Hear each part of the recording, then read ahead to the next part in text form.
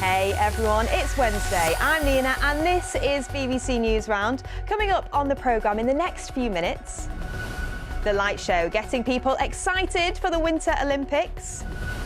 Meet the toad up to something unusual and check out this bendy gymnastic robot.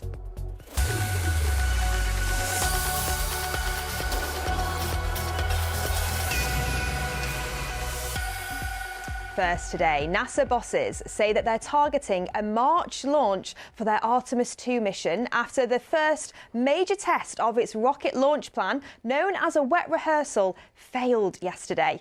These tests happen to make sure that everything is safe ahead of launch and gives experts time to fix any problems. The next time they can blast off for the mission, which will take 4 astronauts around the moon and home, is early next month. I think it's clear based on what we saw in real time, we're now targeting no earlier than March for Artemis 2 launch. The Artemis 2 astronauts have been released from quarantine this morning. They remain in Houston.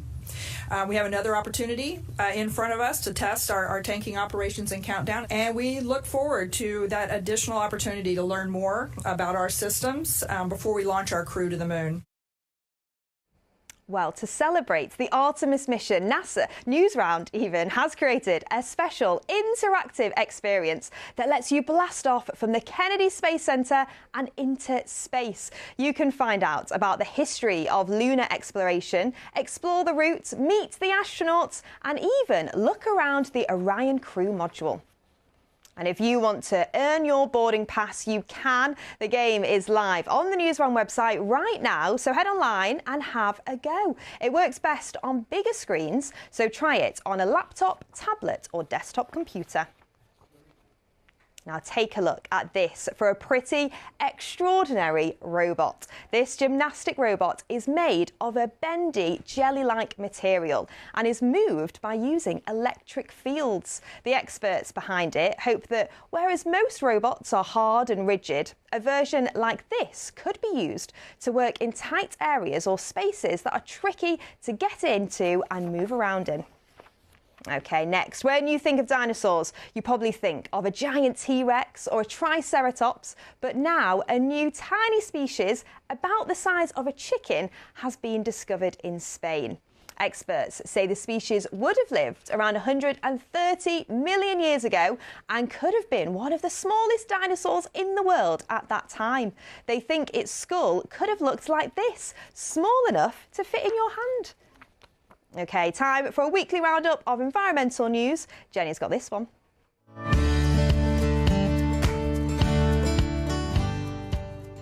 Norway is where we start our look at environmental stories this week. It's adult polar bears that we are looking at. In particular, there's been good news for conservationists as new research shows that on average this year, the bears are actually getting bigger in size. This is seen as a positive sign as it means they are still finding food and surviving despite the threat to their habitat posed by disappearing sea ice. Sticking with cold ice, we now fly over to Chile to look at the glaciers there. While many glaciers are shrinking due to warmer global temperatures, the southern Patagonian ice field has actually been getting thicker. Scientists are trying to find out why and have one theory that a mass of rocks is acting as a protector for the ice and slowing the expected melting for now. Last up, we have an unusual story right here in the UK.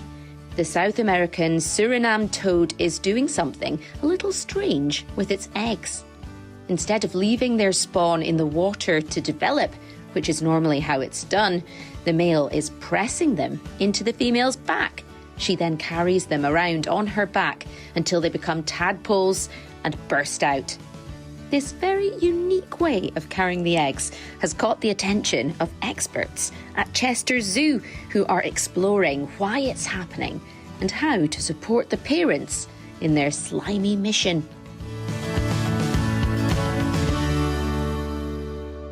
Sport now, and one of the biggest and oldest international rugby tournaments starts tomorrow, the Men's Six Nations. And here to tell us all about it is BBC Sport's Mike Henson. Thank you so much for joining us on Newsround. No problem. OK, first off, just tell us a little bit more about the tournament. Yeah, as you say, it's the oldest tournament in the world, 140 years of history. 6 of the best teams in Europe: England, Ireland, Scotland, Wales, France, Italy. Some of the world's best players, massive crowds, more than 1 million people watched it last year, and it all kicks off Thursday, tomorrow, France against Ireland, massive match in Paris. Amazing. OK, and then who won last year and who's looking strong for this year? So France are the defending champions and they are looking super strong again. They've got Antoine Dupont back, who's their captain, possibly the world's best player. England, they were coming in really confident. They've won 11 in a row, a year-long winning streak. Scotland and Ireland have got some amazing players, but perhaps getting a bit old. And Wales, they've had a tough time of it. They lost 18 matches in a row, but they've got a new boss who's trying to turn it around for them.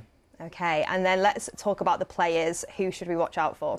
Yeah, Louis Biel-Biarri is a France winger. He scored 8 tries in last year's tournament, which is the most any player had scored in a single edition of the tournament. He's got blue shirt, red scrum cap, looks a bit like Sonic, super fast. Definitely watch him. England have got a 21-year-old super sub called Henry Pollock. He's made 5 appearances, all off the bench, scored 3 tries.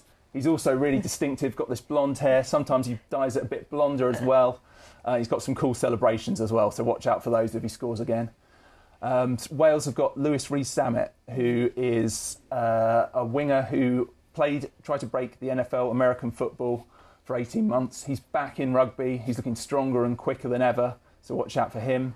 And finally, Finn Russell of Scotland, who is just an amazing player. Comes on for the warm-up, looks super relaxed, checking his phone for messages, juggling balls about. But when the match starts, he's all no-look passes, little kicks, super entertaining to watch. Fantastic. Well, Mike, thank you so much for joining us. All sounds really exciting. Starts tomorrow. Yep. Looking forward to it. OK, well, let's stick with sports now, because let's go to Milan in Italy, where everyone's getting ready for the start of the Winter Olympics at the end of this week. Organisers have been projecting big light displays onto some of the city's oldest buildings, showing the famous 5 Olympic rings and this pattern, which looks like the markings left on the ice by an ice skater. Milan is one of the places where the different competitions will be taking place. The others, a town in the Alps called Cortina d'Ampezzo. And we want to know, what are you looking forward to at the Winter Games? Go online to find out more about GB's medal chances and have your say on our chat page.